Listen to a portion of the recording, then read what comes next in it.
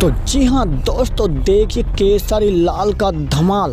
दोस्तों आपको बता दें कि ये केसरी लाल के जन सैलाब देखो कितना भीड़ भाड़ है केसरी लाल के शो में।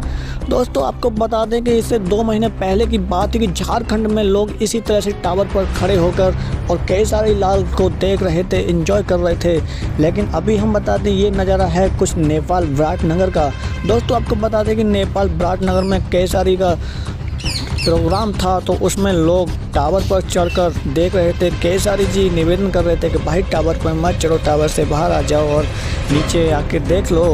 लेकिन वहाँ के लोग केसरी की इतने फैन थे कि टावर पर चढ़कर और पेड़ों पर चढ़कर देख रही थी केसरी का प्रोग्राम। तो दोस्तों आपको क्या लगता है, आप ट्रेंडिंग स्टार केसरी लाल को पसंद करते हो तो वीडियो को लाइक कीजिए, क्योंकि आपको पता है कि दुनिया में केसरी लाल की फैन फॉलोइंग कितनी है। वीडियो पर नए हो तो वीडियो को लाइक कीजिए, चैनल को कीजिए सब्सक्राइब। हम लाते हैं भोजपुरी से रिलेटेड हर एक न्यूज़ सबसे पहले मिलते हैं।